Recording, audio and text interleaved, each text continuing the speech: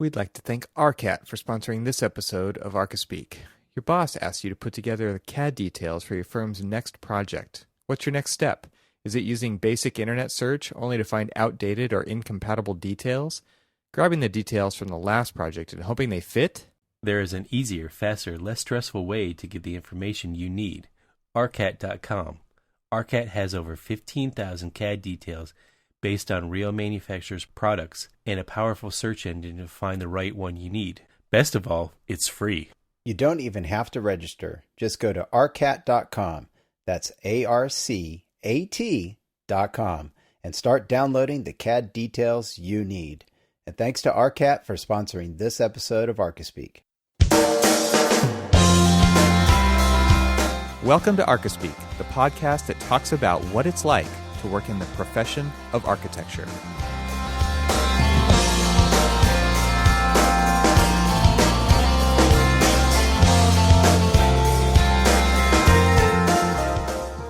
Welcome to episode 140 of the Archispeak podcast. I'm Neil Pan.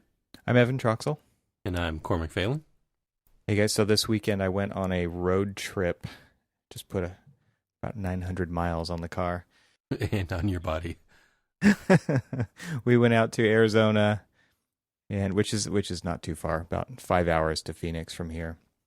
And we got an Airbnb for the weekend and did some architectural touring. So I posted a few pictures up on Instagram, and I guess I'll put a link in the show notes for that. But the cool thing was it was just kind of we actually went out there for another purpose. It didn't work out, so we ended up just having more time on our hands than we thought. So we went and got some tickets for Taliesin West, which I haven't been to. What was kind of cool was this was kind of a repeat of a piece of a road trip I did when I was in college. I think it was third year of my architectural undergraduate, which I don't have a graduate degree, so I don't know why I said it like that. But I have just a B-Arch. And when I was third year, Cal Poly, we went on this southwestern road trip. And the first couple stops were in this area. We ended up going all the way out to Chaco Canyon. Oh, Chaco Canyon. Love that place. Which is ancient Pueblo ruins, and it's super cool. My wife and I went back there when we were dating, actually, just on a cool road trip. But that's where we ended up on that trip. But we went through Arcosanti, Cosanti, Taliesin West, and we went out through Santa Fe and Albuquerque all the way out to Chaco Canyon and back, which was super cool back then with all of my classmates. And now I took my wife and I and two of our kids out over the weekend, and we just did kind of the short version, the quicker loop, the 900-mile loop instead of the 3,000-mile loop or whatever it is. But it was so awesome out there. It was just perfect weather, and so we were trading pictures back and forth. Cormac and I were at least about the different things that we were doing over the weekend. So he was posting cool pictures of the car shows that he was going to, and I was posting architectural shots. So I never felt like I could one-up you, though, because you'd post, I'm doing I wasn't this. posting that many, so. No, but you were posting like, I'm doing this, and, this beautiful sprawling picture of Taliesin West, and I'm like, oh, yeah, well, here's a picture. Here's a Pantera. Here's a Pantera and a Countach, and actually, there's a Lamborghini Miura right next to it. So, oh man, I mean, those are beautiful. They're gorgeous cars, but I don't know. I think you won. Well, both inspiring. Let's say that. Yeah, exactly. I mean, automobile design is one of those things that I think we should talk more about as architects, because there's so much going on there, but yet the overall idea is very simple and beautiful. So, oh yeah, it's cool. And Neil, what were you doing this weekend? Mowing his grass. I should have mowed the lawn. I didn't. Oh, what did I do this weekend? Not a whole lot, actually. Nothing remarkable.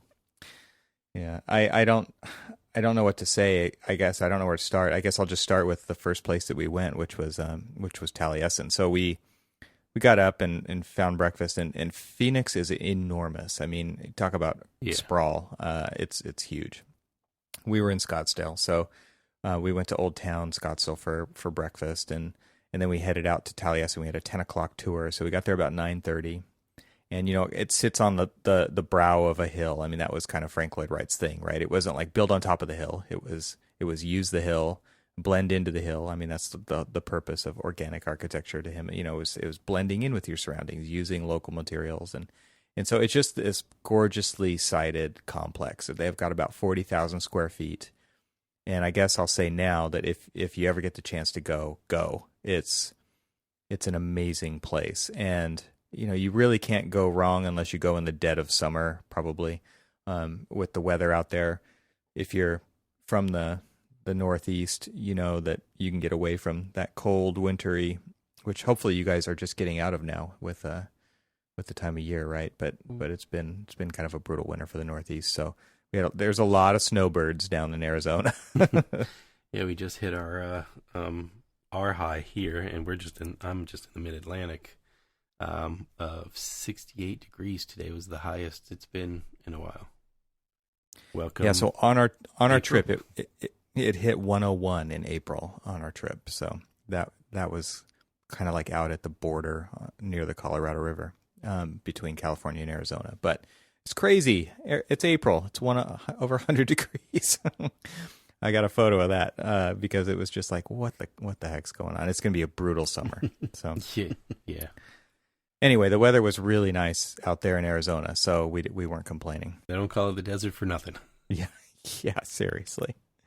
So they spent back in when Taliesin was being built and when they were occupying it, they were there half the year. So they weren't there during the summer. They were in Chicago at the other Taliesin, right? So they were smart enough to not stay there either. But it's just an amazing place. There's about 40,000 square feet. It's it's all for the most part single story. There's some two story a little bit, but just this amazing view out over Scottsdale, and it's perfectly sited. They've got their own well water, so that they basically, the tour guide was selling Frank Lloyd Wright as a genius in so many ways. He was able to find water when nobody else knew there was water there, but. Which may or may not be true. I don't know, but it was a neat story, and our docent knew so much. You can tell that he was definitely a student of Frank Lloyd Wright, and he had definitely, shall we say, drank the Kool-Aid. It was all of the great things and none of the bad things about Frank Lloyd Wright, and it was just neat because my wife had never been there. The kids obviously had never been there, and it was the same tour. We just basically did the basic tour, but it's about 90 minutes, and it was, you get to see so much of Taliesin West, and you don't get to go in the drafting studio with the basic tour. And they actually, I don't think that I know they don't allow photography ever in the drafting studio, and there might be a tour or two that go in there, but it costs more, and you have to go on the 3-hour tour to do that. So, and they're in session right now too. So, it's probably private to some extent. I'm sure that there's a lot of stuff going on in there that they just don't want to get out on social media or whatever, just because it's student work and there's students working in there. So, it would have been cool. I have never been in the drafting studio, but this was the same tour that I did when I was in college.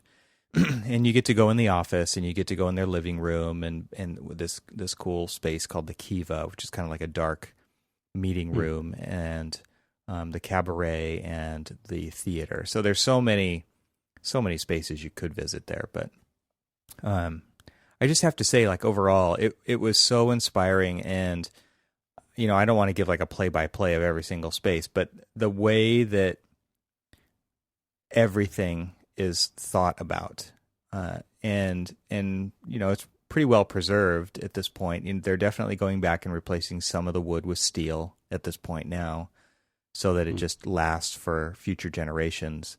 There's definitely some deterioration going on. I mean, it is, a very harsh environment, both in the summer and in the winter. It gets pretty cold out there. And the redwood that they originally used has, for the most part, started to go really bad. And, they've been replacing it over the years. At some point, they switched to cedar instead of redwood, but now they're going to full-on steel.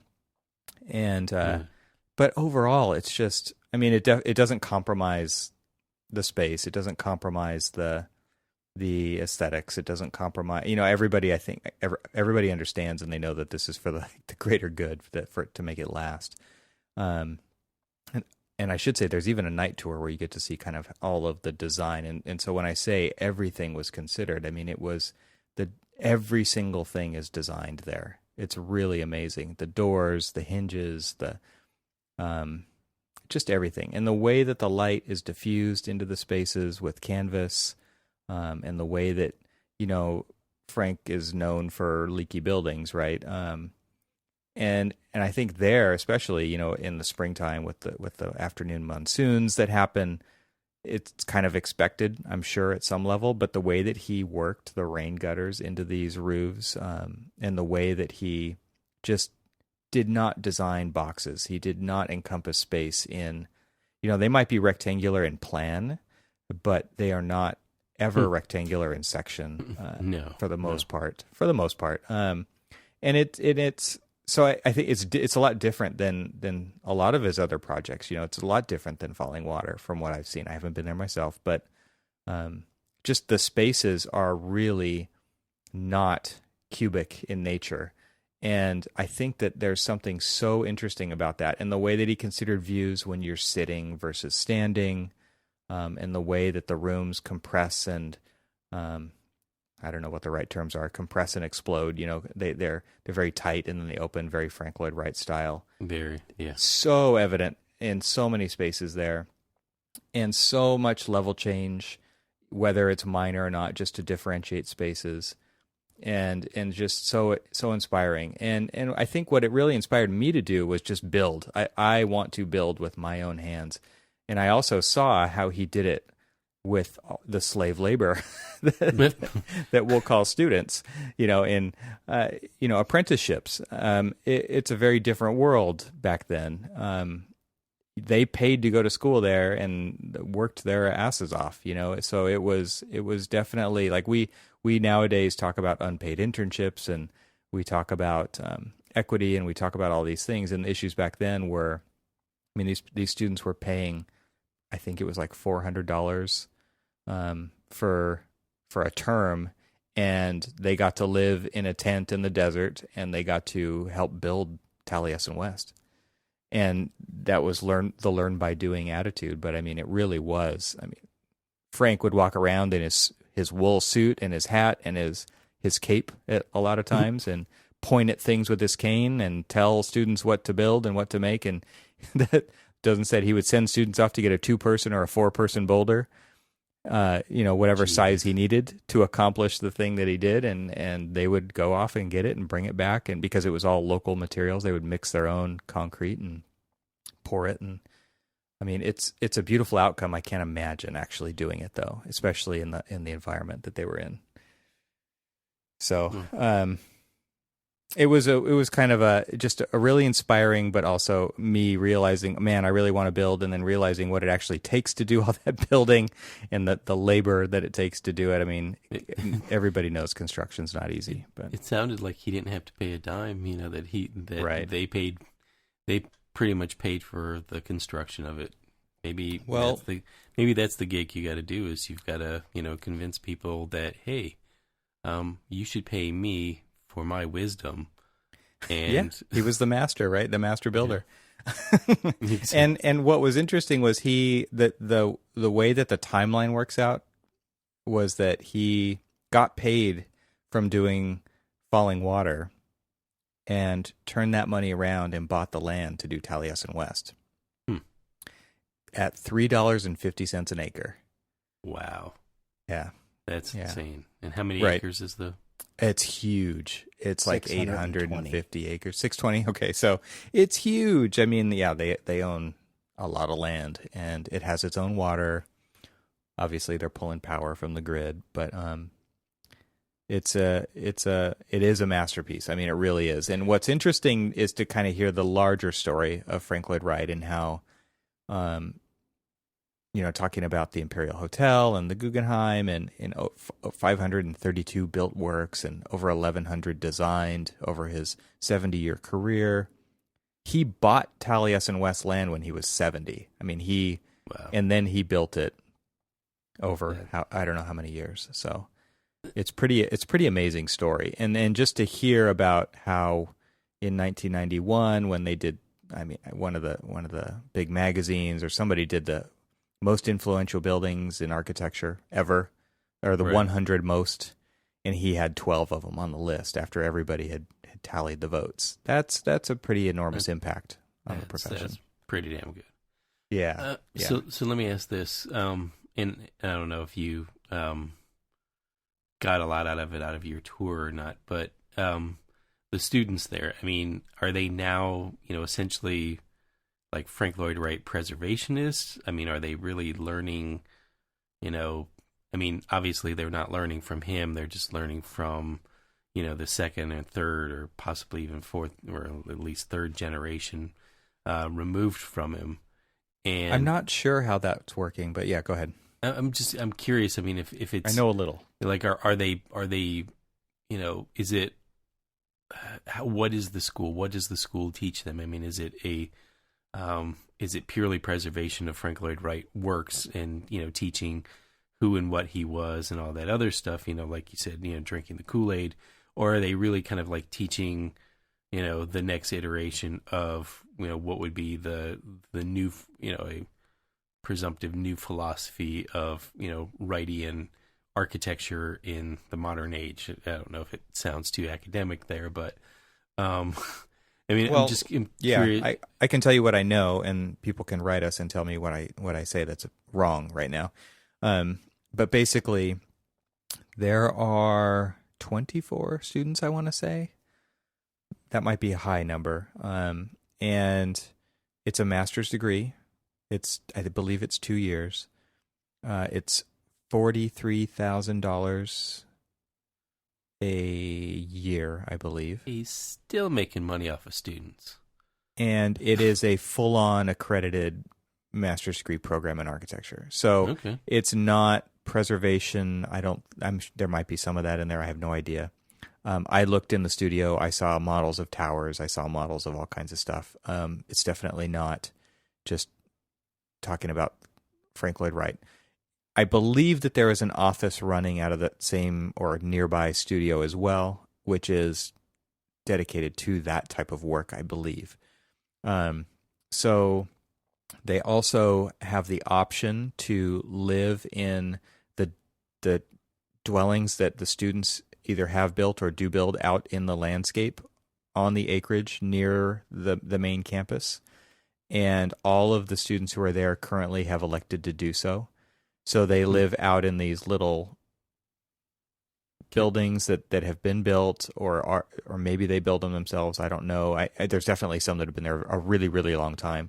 There's no power. There's no water out there. And they spend half of their time at Taliesin West, from what I could gather, and half of their time in Chicago. So they move every 6 months, basically, between the two schools. Well, that's interesting. So it's kind of, it almost sounds like it's the rural studio before the rural studio existed.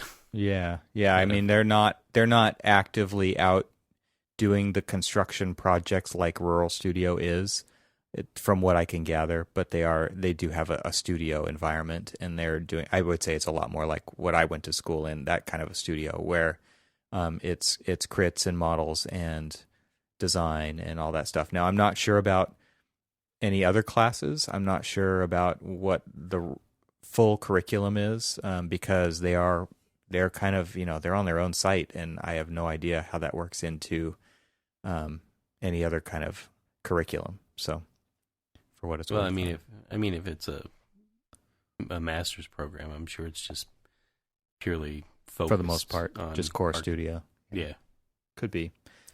But as far as like structures and environmental control, I mean, maybe they do all that there in the studio. I mean, it's not that many students. It's not like they need different classrooms for that kind of stuff. So it could all just be happening right there.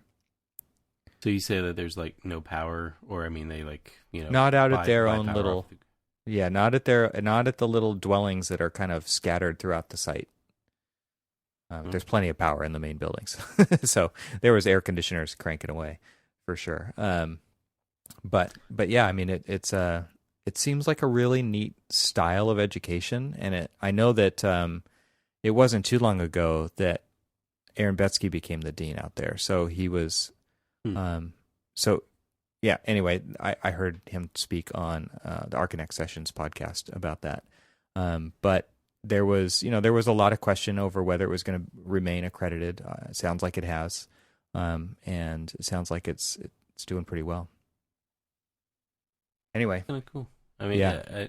I'd like to learn more. So if there's any listeners out there that know anything about it, I'd like to learn more. Yeah, for sure. It just made me want to visit more. I mean, my wife was same. It's just like, oh, we got to get out. We got to do more of this. We got to do more of this with the kids, and we got to go see more stuff. And I feel like we do a pretty good job of that, but we can always go see more. We live near LA. I mean, there's so much to see here. We should do it. Anyway. Yeah, and I took 2 or 3 summers ago. We decided to kind of like go on a after we do our kind of annual camping trip, we drove through northern Michigan and down through Wisconsin, and saw a couple of buildings within Wisconsin, and then drove to Chicago, and we kind of toured a couple of different places, Oak Park, walked around, as many houses as I could get out of them before they started complaining about being hungry, and I'm walking them to death, but I would say that, my kids at their ages of 17, 15, and 10 have probably seen far more Frank Lloyd Wright buildings, or even, significant architectural buildings, than I had through the first few years of my career. Yeah. Same. You sure they're happy about that? They, you know what? I mean, here's the thing, and everybody always asks me, how do you get away with like visiting architecture with your kids? And if you make it fun for them, obviously you're going to have fun, but they're going to have fun too. And I've never, at least they have never said anything to me, not out loud. Not out loud, but most of the time they seem to be having fun. There are times where, when we're going to more historical places, like say Mount Vernon or something like that, where, they're like, history again. But, when it's coming to old like stuff. Yeah. But when it's like coming to like going to architecture, architecturally significant buildings and stuff, we seem to like have fun with it, make a game out of it, maybe, my oldest will like play the game that I'm always playing, which is let's find all the defects. Nice. But let's project manage this and see if they did a good job. No, yes, no. But no, we seem to be able to get around that. And how did your kids do it, Nate? Who are you asking? You. Me? My kids did really well with this one. I'm trying to think of other ones that we've been to. I can't think of any complaints. So I'll tell you that, like, probably of any and all of our trips and stuff, they still kind of rave about it and ask me if when we're going back, but they, loved Falling Water, and they loved the grounds. They loved going to the house itself.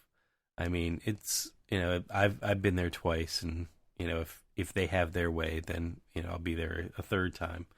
Cause it's just cool. And there are some things for them to do.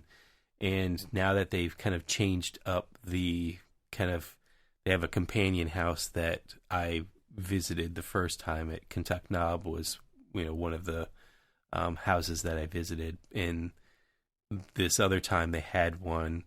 But, my wife looked at it as like, we've got all 5 kids here. It costs an additional like $25 per person just to go to this extra house. Right. She's expensive with the large family. Yeah. She's just like, I don't think we're going to do that. Yeah. Well, we hit a bunch of other locations after this, and again, I don't think the kids really complained about it. So we're looking forward now to like getting out to Hollywood and going and seeing the Barnstable house, and The Hollyhock House, as most people know it. And then the Ennis Brown House is up there too in the hills. So, to go see some different styles of Frank Lloyd Wright that as he kind of progressed through his career, to see some textile block and see, those are the ones that I haven't seen yet. And surprisingly enough, even though my sister lives in Phoenix, I'd never gone to Taliesin West. Oh man, you got to. So yeah, those are bucket list ones. I mean, I've got a lot. I mean, there's one actually. It's a family. It's, I guess, his great grandson or grandson who lives in Bethesda. But a few, like, less than half a mile away from me. So there's a house. You don't see it from the street. It looks like two intersecting footballs, from the aerial view. But it's kind of interesting. And I think he did that actually later in his career. And his son Lloyd Wright, I guess, actually finished the house after his father's death. So, yeah. I mean, you make a game out of it, and they love it. And it sounds like you did, a lot of other things, like, I'll be the spoiler here, but like you went to the OK Corral. We actually didn't even get down to the south. We ended up going north now because it didn't work out for our other plans. So we, from Taliesin, part of the key to making this all work is sprinkling your field trips with food outings. So go get lunch, then go do another tour, then go find a snack. And so we headed over, we went by, so I don't know if you guys are familiar with Paolo Soleri. Yeah. He was born in Italy, Turin, Italy in 1919, and he apprenticed under Frank Lloyd Wright after he had come over to the U.S. And he ended up getting married and basically settling down in the Scottsdale area. So there's a lot of neat stuff going on out that way. There's also a lot of neat mid-century modern stuff going on out there. So we stopped at some really cool churches and some different projects that we just saw driving along the road. I had kind of asked on Twitter before we went, and people had a lot of great ideas. So that was really cool. But we just made a bunch of stops. But we went over to his home, Paolo Soleri's home, which is called Cosanti. And it's about 5 acres in Scottsdale, and it's surrounded by McMansions. But you can tell he's been there a lot longer. And it basically was his experimental proving grounds for a lot of his ideas. So he did a lot of silk cast thin shell concrete on site. It's very organic, and basically used a business where they would cast bronze and ceramic bells and use that to pay for his experimental architecture. And eventually got to the point where he was able to, he had won some huge grants, and he had done some larger projects. He actually went back to Italy for a time with his wife and did a ceramics factory it's pretty beautiful. Ended up coming back to the U.S. and basically it seems like he got this side business rolling, and again, kind of in the Frank Lloyd Wright style of slave labor of students, got a bunch of amazing stuff built. And I will say what's different about Paolo is that he was very involved in the hands-on construction himself. I mean, there's so many photos from what I can tell he was a maker, and he was out there with and it seems more like a lifestyle and a movement rather than an apprenticeship kind of a thing that Frank Lloyd Wright had going on. So I don't mean to make it sound like it was exactly the same, but in the same vein as students coming out and paying Frank to apprentice for him, that's pretty much what happened with Paolo too, out at his other development, which is about an hour north of Phoenix, and it's called Arcosanti. And that is a huge amount of land that he purchased and started developing a self-sustaining city on, and people could come and pay to live there and work there for a pretty nominal amount, and basically apprentice and learn what's called arcology, which is a combination of architecture and ecology. and it's all about self-sustaining architecture and density rather than sprawl. So it's really in response to what was happening in Phoenix at the time, in many cities around the world, where they're very horizontal, dependent on the car, and he was very much about densifying to an extreme amount, but also because of that, people sharing a lot of things and sharing living quarters as far, some parts of living, like kitchens and community spaces and things like that, and then having no cars at all. So moving walkways, escalator systems, stuff like that, but also, close proximity to basically farming and everything that you would need to sustain your small community within a much larger. And he had designed it all the way up to support about 5,000 people. He had designed several versions over the years and even decades.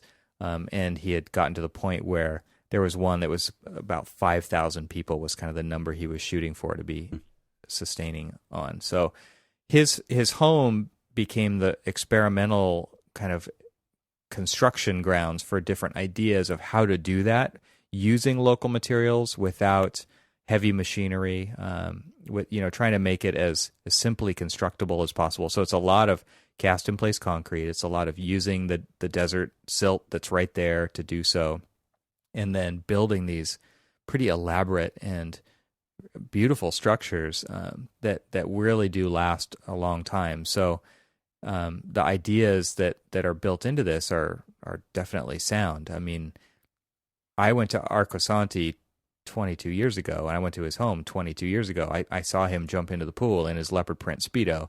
I mean, and they look the same today. All right, I'm not going to have a link to that in the show notes. It was an experience. It was cool. But it's the same as it was. I mean, it's maybe a little bit worse for wear, but maybe it's not. Maybe it's just the same. It's interesting, and I'm looking at a photo right now.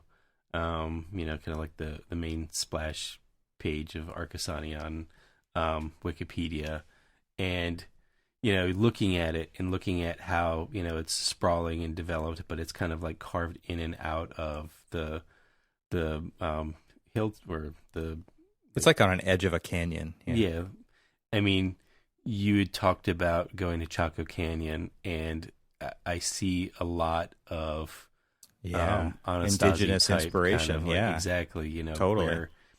Where it really kind of is something that's almost inherent to like Arizona, New Mexico, with all these cliff dwellings and stuff. I mean, if you think about it, Chaco Canyon was a really large settlement. Huge. Right. Yeah. And Pueblos are enormous. Oh, yeah. And, multi-story, yeah. And I don't know, have you ever been to Canyon de Chelly? No. Very similar. It's got cave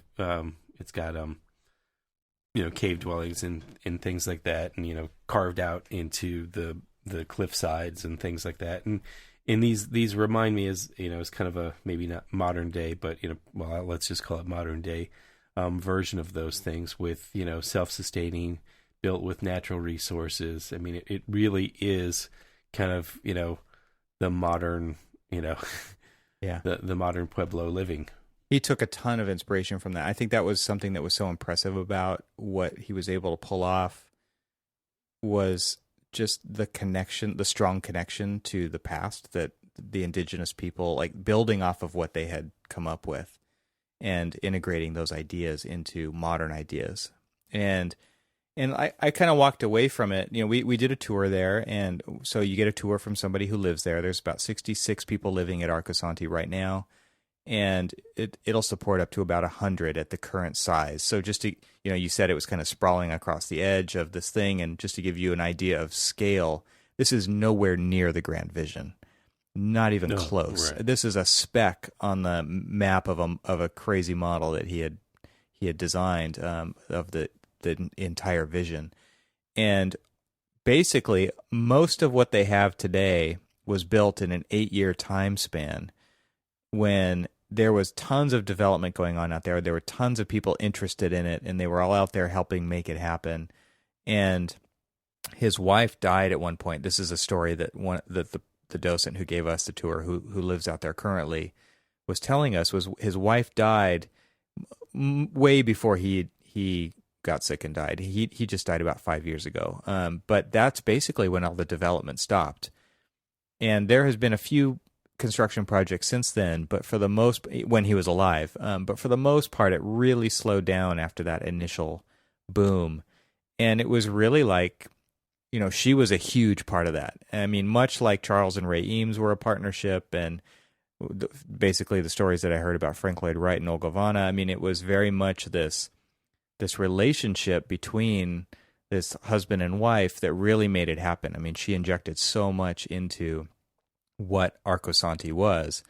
And when she was gone, I think he just kind of lost the drive to build this city. I'm sure a lot of it was for her. And then when he passed away, it's now, to me, and I don't live there, and this might sound, I don't know, like I'm reading into it too much, but it seems like that vision, while everybody who goes there definitely supports the vision and loves the vision and wants to be a part of it, I don't see how it's possible without him.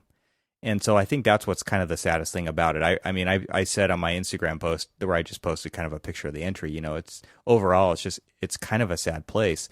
And so some people ask why the sadness? And to me, it's more sad just that it doesn't have what it once had. It doesn't have that lifeblood coursing through it every day. And the vision, I don't think, will ever be realized. I mean, the local city has its hooks now in with inspecting every little thing that goes on out there, as they do everywhere. We all have to deal with this as architects. But they're talking about having to do fire suppression in all the buildings. I mean, that alone is an enormous expense. They have to pave the road to get there so that the fire department doesn't have to drive down the dirt road to get there.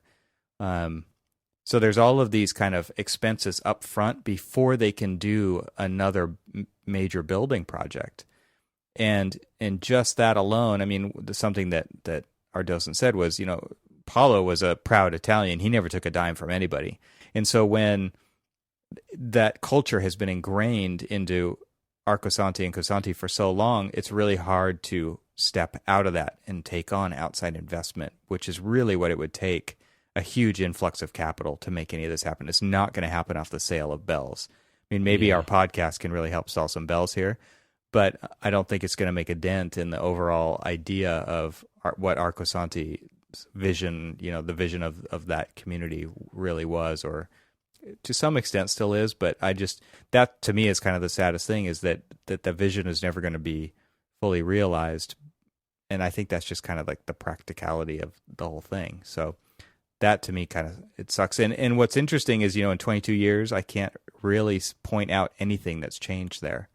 I'm sure some small things have, but overall it's kind of the same place. And now they just kind of host festivals and retreats and all these different things. It basically has become a venue for keeping itself alive throughout the years, but I don't see it ever getting the capital that it really takes to do some major development out there and become self-sustaining. They run off the city grid for electricity. They would have to double the size of their evaporation area out there for the waste. There's so many things that need to happen. I mean, it's a huge investment. So that kind of sucks. But I mean, it's an impressive thing. I mean, I can't imagine having a vision that big and really going for it for as long as they did, and some of them still are. So I think that's pretty amazing. Not to be the downer, but it looks like it might be destined to be another Arizona ruin. It's going to be an amazing ghost town one day. I hope it doesn't happen anytime soon. But yeah, it is a harsh environment. I mean, don't forget that part as well, right? Like they can only work on it so much out of the year anyway. Right. So right. Absolutely. Yeah. I mean, it gets 120 out there, so you don't want to be there when that happens. But there are families who live there year round. There's families who've lived there for 25 years, raised kids there. I mean, that's all they've ever known. It is their home. So on some levels, it definitely is successful. So Evan, I have a question for you. Yeah. You've seen a couple of amazing places, several amazing places, and you've spent most of the episode talking about the things that you've seen and what some of the very interesting things are about the things that you've seen. How do you then process that and then bring it back to what you're doing today? in your, in your work? I think the biggest part of it for me, I'm fairly busy the whole time, kind of listening to the stories and photographing it so that I can bring these ideas back, and I make an effort to present them to the group that I work with. And to me, like, that act of trying to pass those ideas along and those images along really helps me process it, but it also helps other people get hopefully excited about it as well. And excited about something that we're not doing. I mean, it's just something that we're talking about. We're talking about the ideas, the forms, what it took to do it, the dedication, all those interesting kind of side stories to the main idea. And but for me personally, I come away from those places super energized. And so I think that part of the reason I go is to get that back. And I feel like, especially after visiting these two projects, or these three projects, Koh-Santi, Archispeak, and Taliesin West, the whole idea of organic architecture from that kind of a standpoint, not swoopy organic architecture, but architecture of context and materiality and sustainability, I think that those are the things that I really needed right now. And it makes me feel like, I mean, this is something you guys can probably relate to. Like, we sequence boxes from entry to the other end where the fire exit is, and they're very efficient, and they're all of the same volume, width, length, and height, right? They are, and to me, like, what was so interesting about these spaces that I visited they were interesting in so many ways that we learned about when we were in school. Sectionally, playfulness, design down to every little element, the doorknob, everything down to the doorknob is designed. And I feel like a lot of our architecture does not possess that kind of thoughtfulness. And so to me, whether it's in, what can I do to bring that back to what I do on a daily basis?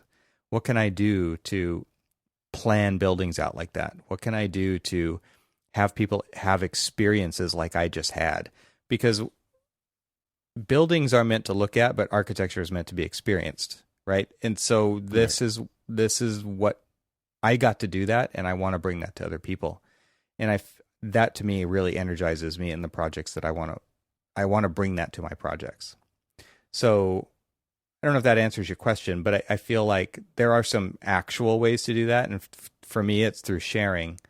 But I also want to do it through doing myself, actually making that stuff. And like I said, like, I want to just do that at my house. I'm so disappointed in the spaces that I live in. What can I do here that would start to make me enjoy this place more like I enjoyed those places?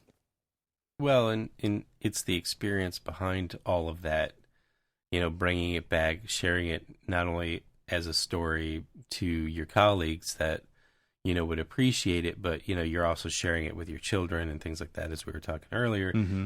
And these are influences of, them understanding, as well as your colleagues understanding, kind of like the value of space and the value of place.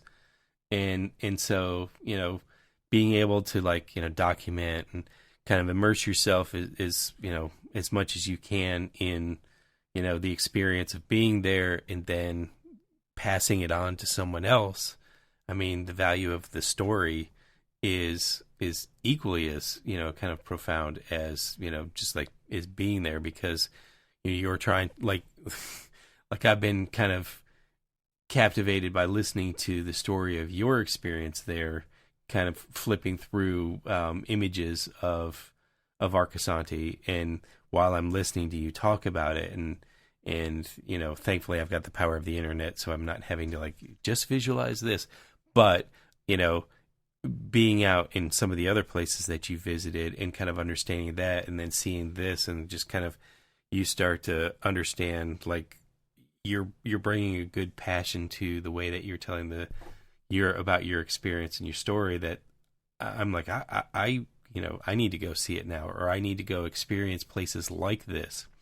So that, you can kind of enrich, go back to what Neil was saying is, how do you enrich your own, design sensibilities or your own like architecture from that? And I think it really is, sharing the joy, like the seed starts with sharing the joy of like your experience with it with other people.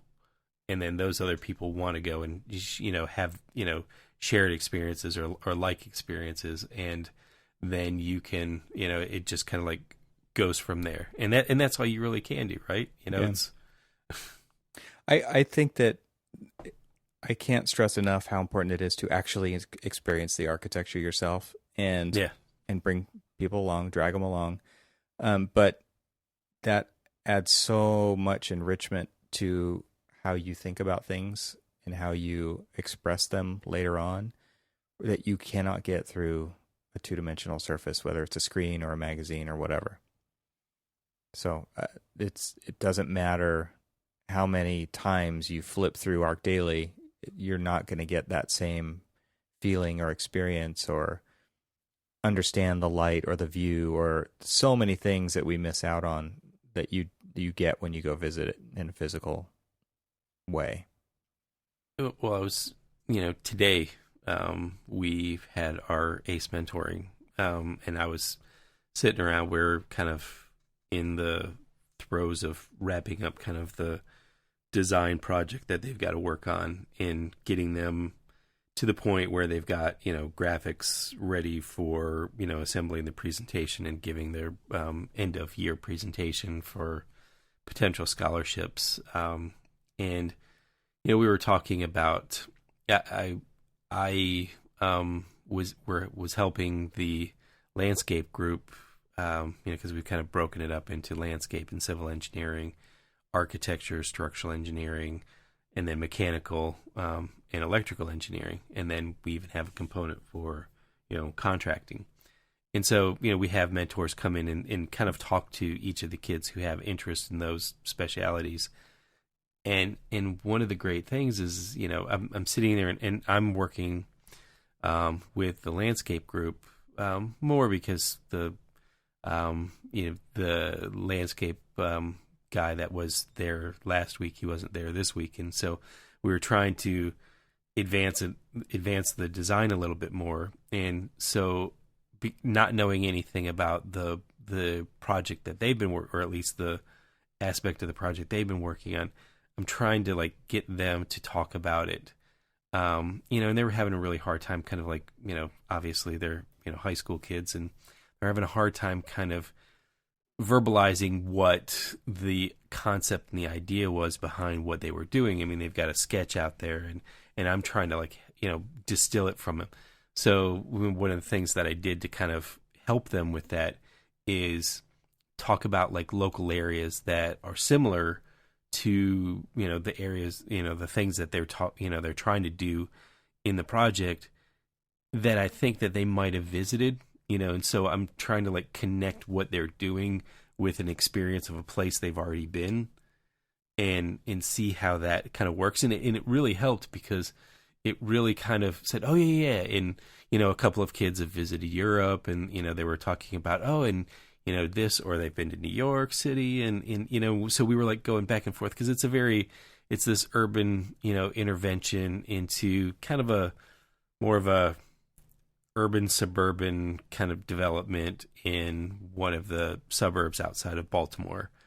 And, the area's got a little bit more of an urban flavor to it, but they're trying to layer, like plazas and things like that over the top of it. And it's really kind of an interesting idea that we're working with, but to try to get them to understand what how to verbalize it or vocalize what their ideas were, I had to like really kind of pull from them their own experiences in other places to get them to like start thinking about, oh yeah, and that's I wanted to do this because I might have seen it here or there, and I think the beauty of you visiting these places and sharing it with us, and once we hit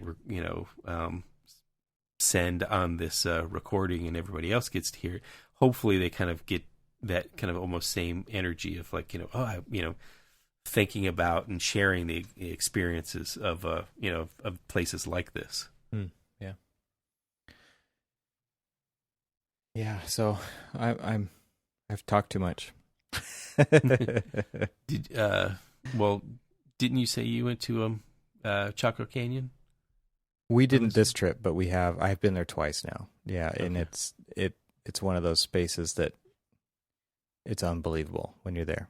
It has much more powerful effect on me than even places like the Grand Canyon, because it's, oh man, like you can just wander those spaces, those little spaces with keyhole doorways and light shafts, and you can go up on the cliff above and look down on it, and the way that they used the sun, and there's so much going on there. It's amazing, and it was such a amazing thing for how many years ago? 2,500, 3,000, I don't know. Yeah, it's amazing. I mean, it's been forever. It's interesting because when I was there, it was a weird time in my life. Had just dropped out of architecture school, after third year, and ran out of money. Was kind of wandering around, and I was sharing this story with my son. It was interesting as when we were driving around this weekend, going to car shows and stuff like that. We had started with going to a little car show in DC, and kind of turned out to sort of be a bust because it was only 5 cars, but they were historically significant cars. I mean, it was as weird as it sounds, and they were actually kind of enamored with it. Is the very first Dodge Caravan. It was like they called it the Magic Wagon #1. How funny! And but it was the very first one to roll off the line, and it was still in perfect condition for its age. And then they had like the 15th millionth Ford that was built, which was amazing because it was a Model T, or sorry, a Model A. Wow, 15 million in that early years of the car was just exceptional. And then they had the basically what was the predecessor to the Jeeps, was this old kind of like open open carriage type design, and it was pretty amazing. And to look at some of the technological innovations that they had on this car, like it was one of the early introductions of the true leaf spring and things like that, and it was just it was pretty amazing. And then sitting right next to that was the Ferris Bueller Ferrari, and it was the one that they used in the movie. And then there was one more movie car, which was, I don't know if you guys have heard about this, but they just recently rediscovered the Ford Mustang from the movie Bullitt. Oh, really? Yeah, and it's in rough shape, but they're preserving it to basically where it is now. Right. And so it was really interesting that they had both the car itself on display, but then they also had the kind of like the history of how the car was used in the movie. Then it was sold to a family, and then they owned it for a while, and then it just kind of disappeared for a few decades, and then was recently rediscovered as a barn find. And they're like, wait, that kind of looks like the car from the movie. And sure enough, it was the car from the movie. And it was so there's the historic significance of being a Steve McQueen car.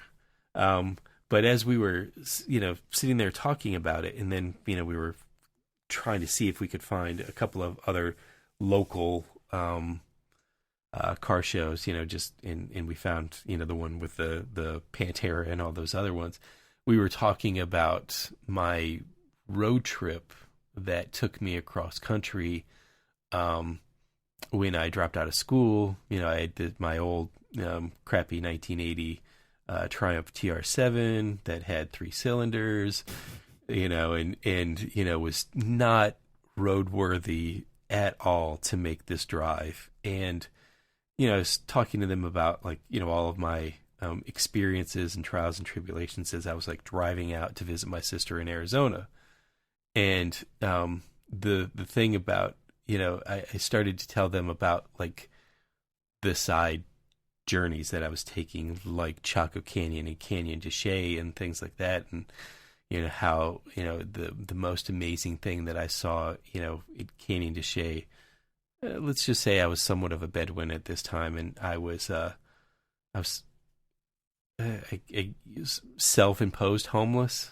Yeah. Is an easy way to explain it. And where I, basically was just, it was an interesting time in my life, like I said, as I, quit school. And so I was just wandering, and I wandered for quite a long time, actually, like several months. And I like lived illegally in Canyon de Chelly and Chaco Canyon and a few other places that I could basically sneak into and avoid being detected by the park rangers. Yeah. And, and use their facilities and all that other stuff. But, the thing that I liked the most about it, and only now, with you talking about Archispeak, am I hearkening back to like, what real architectural significance these places had, for me in a time when I really, I was trying to almost avoid architecture because, I almost felt at that point in time that I was done with school, and, what's the next chapter? What else am I going to do? And, and then to kind of like pull it back and, looking at these images that I'm looking at right now of Archispeak and listening to your stories and then likening them to, these Native American things. I mean, it's kind of an interesting, it's funny as much as you didn't know that you were on a journey to like help me rediscover some things. That's what I'm saying. The power of that story is all about. That's man. Cool. Yeah, that's awesome. Definitely was feeling it after 22 years too. So it was neat. Yeah. I mean, you look at it and they're kind of old and haggard buildings, and, they're, it looks like they're, just have seen better days, but you can see the inspiration. And, I'm looking at, the photographs of, what is it? Bear with me here when I, the Archispeak asp. Oh, the apps. Apps. Yeah. It's like a quarter sphere. Yeah. Yeah. But what's interesting about that is you can see a very Italian kind of response, but you can also see a very like New World Native American kind of feel to it. Right. So, he's really brought like old world thought to the new world, but even kind of reached back to ancient New World. Right. Yep. Yes, it was awesome. So I think our listeners should chime in and tell us if they've been to these spots, or where are they Where do most they find excited inspiration? about? Yeah, where are they finding their inspirations from? That'd be cool. So write us, tweet us, tell us on Facebook, all the spots. Hit us up in the comments on this episode. And if you've been out to either Taliesin West, or I know a few friends of ours that listen to the show who frequent, main campus Taliesin, do you share similar feelings and experiences? I couldn't see how you can't. Yeah. I mean, these are just, some amazing places. And what is everybody else's amazing place? So many choices. Well, we talked this one to death. I believe we did. All right. Then I guess that's all that's left, is to thank all of our sponsors, of which we have Arcat for this episode, and remind everybody that the music that you hear on this episode is by System Kid. Subscribe to Archispeak on Apple Podcasts, or listen directly from our site at archispeakpodcast.com, where you can stream or download every episode and find links to all the things we mentioned. In fact, several really interesting ones this time. So make sure you check your email, sign up for that newsletter that we send out when the episode goes live. And definitely check out all of our social media on either Twitter or Facebook. And I will have links in there to our Instagram account so you can see some of the things that we posted over our trips this past weekend. Or you can email us, let us know. Links to all of this can be found at archispeakpodcast.com. Thanks for listening, everyone, and stay subscribed. We'll catch you next time. Get inspired. See ya. What he said. Yeah.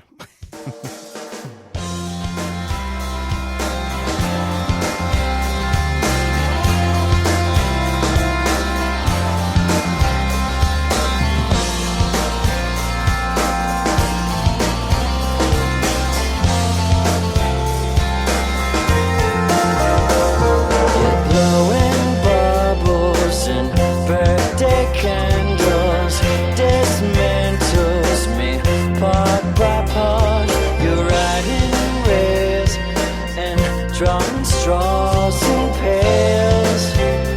Me hard, I'm caught in a phone booth on the beach. You reach for your gun. Do I watch or run, or will someone call 911? Please, you were everything I wanted and more. Oh, and everything was magic and more. Went overboard.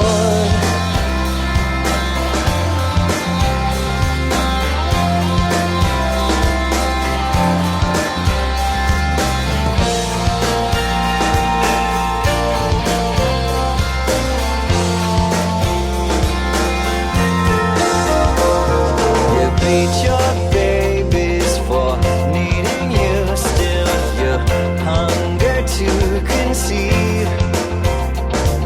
A brand new pup might cuddle up, but he won't be enough. Your greed, I'm caught in a phone booth on the beach.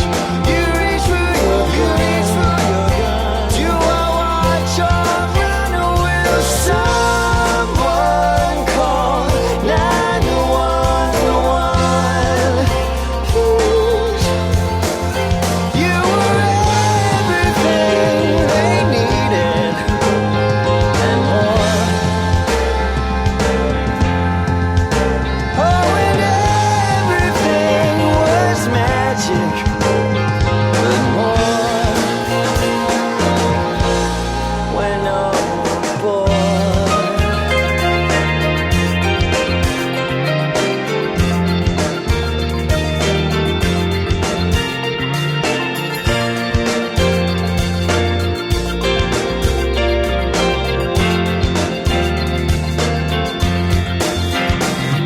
I hate the way that you lied to me. Still, I love you anyway.